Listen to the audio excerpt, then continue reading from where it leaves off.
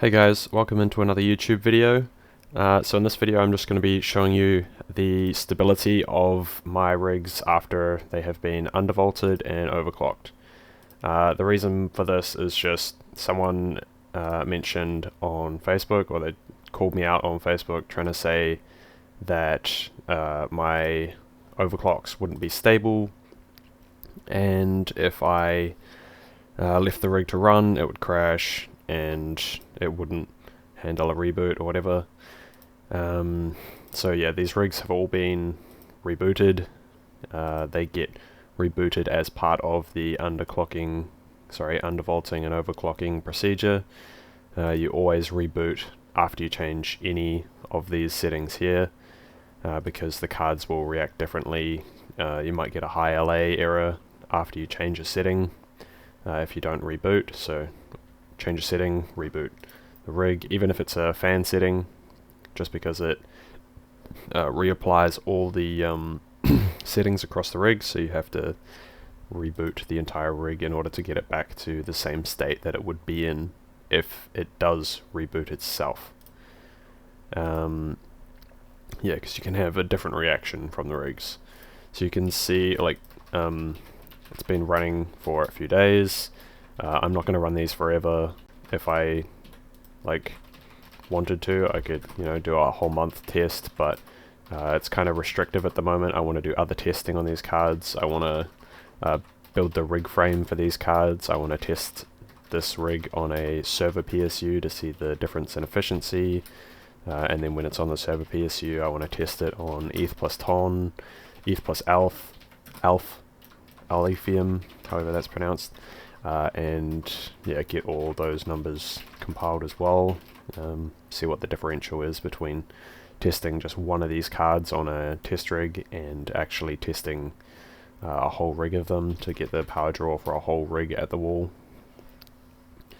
So yeah, I need to do all of that stuff, so I want to stop just running these miners constantly, so yeah, I've ran this one for 5 days, 6 hours, totally stable. You can go into the stats, you can see temperatures fluctuate, obviously, the fan speed's been the same.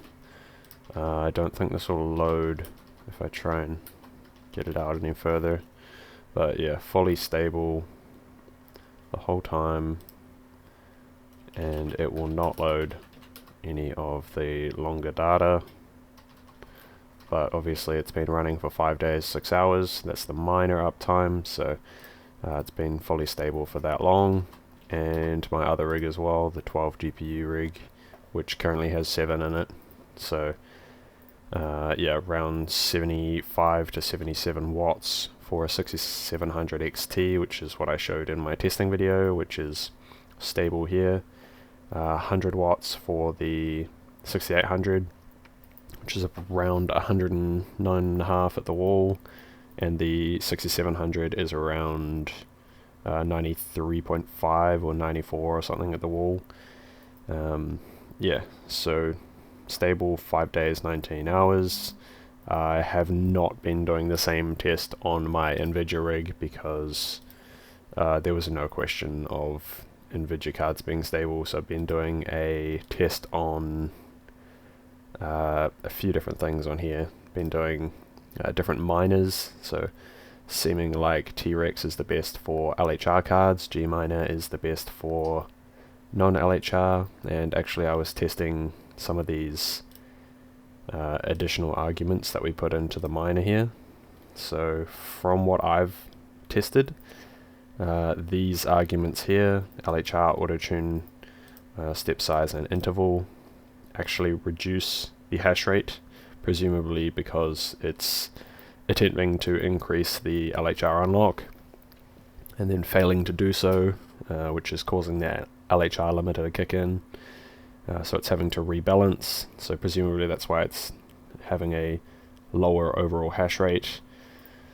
It's also having a lower overall submitted shares and a higher overall power draw, so probably going to change that back. I'll do another longer test on these two miners but without those arguments, and then I might do a video on that at that stage. But yeah, for the purposes of this video, just wanted to show both of my AMD rigs running super stable with the overclocks and undervolts that I showed in all my videos. If someone else is having any issues with stability on their AMD rigs, all you need to do is go through these settings here. So you want to go to the millivolt settings. So you've got 4 of them. You've got core voltage, memory controller voltage, memory voltage, and this one down the bottom, SoC VDD max. Increase each number by 2, so just change these up 2 all the way across the board. All these settings, change all of them, up 2, and then hit save and reboot the rig, and then yeah, once it comes back up, should be more stable than it was previously. If you find that it still is crashing after a few days or whatever, just change some of those settings up again. The safest way is to do all of them at once, because you don't actually know which individual setting is causing it to crash or causing the instability. So yeah, if you change them all up by 2 at a time or so, then it you know that it won't crash, but you will lose a little bit of efficiency, because only one of those settings technically needed to be, or maybe a couple technically needed to be increased, but we've just increased all of them. On this rig, I've actually gone through every single setting, tried to take it down like 1, like take that down to 634, and then rebooted it. And then, yeah, man, that took many hours, but this is running like the most efficient I can possibly get it. At the wall, it varies between 403 to like 412 watts. I did a couple of day test on like actual kilowatt hours used at the wall, as opposed to just looking at the meter and estimating based on the fluctuations. And it came out to 408 watts, so slightly more than I was expecting for the average. I was expecting it to be closer to lower end, like maybe 405 watts. But yeah, 408 this is actually using at the wall, this entire rig, which is still super efficient. And yeah, super stable. So that's all I have for this video. Thanks for watching. Leave a like, comment, and subscribe to support the channel, and have a great day.